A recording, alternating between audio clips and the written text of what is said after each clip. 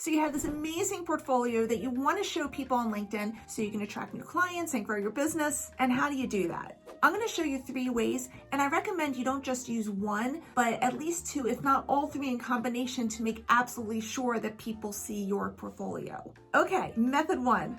On your LinkedIn profile, click on the pencil mark.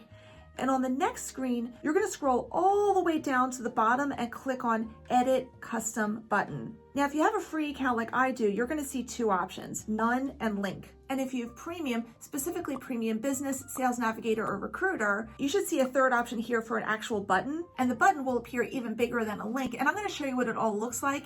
But I do want to mention the button because according to LinkedIn, at some point they may be rolling it out to free accounts. You might even have the button option by the time you see this video. But for now, if you have the free version, click on Link here, and under Link, add the URL of the web page you want to drive people to that shows your portfolio. Now, this could be a landing page or a link to your Google Drive or Linktree. The main thing to keep in mind is the fewer times people have to click on something to get to your portfolio, the better. As you know, people lose patience really quickly. Now, under link text, write something catchy here that encourages people to see your portfolio. Then just keep pressing save till you get back to your profile. And here you'll see where people can click to view your profile with the link. And if you have a chance to do a button instead of a link, it's going to look like this. And the button can say, view my portfolio. What I do like about this method is that the link or the button is near the top of your profile. But what I don't like about it, the link or button doesn't allow people to automatically see your portfolio. They have to click on the link or button first. And if you use the link, it's kind of small. And that's why you may want to do it in combination with method number 2. Now, this next method displays your portfolio very differently. You're going to click on Add Profile Section, then click on Recommended, then Add Featured.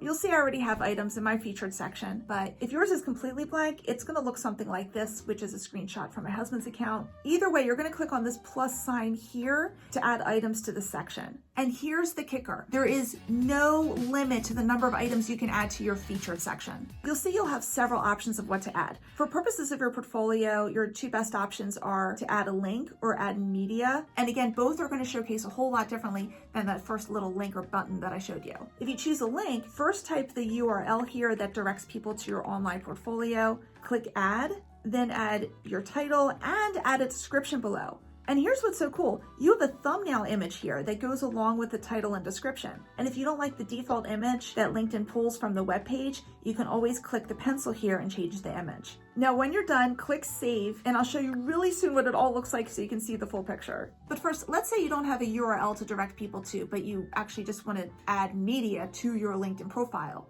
You can add PDFs, PowerPoints, Word documents, images, and GIFs. Although the GIFs are not going to be animated. LinkedIn's just going to take the first frame and it might look like, just to warn you. But anyway, with all these options, think of the possibilities here. So for example, you could load a PDF where every single page is an item in your portfolio. Or you can add a PowerPoint. Again, each slide is an item in your portfolio. And a PDF or a PowerPoint is just one single item in the featured section of your LinkedIn profile because it's like a single collection. But let's say you want multiple items in your featured section that altogether show off your portfolio. Then you can add images, for example, and each image is a different item in your portfolio. Either way, when you add media, it's the same process as with the link in the featured section. Adjust your title if needed and add a description, but you can't change the thumbnail here because that thumbnail is your work. Now, note that when you're building your featured section, especially if you have multiple items in it, you want to lead with your best stuff first.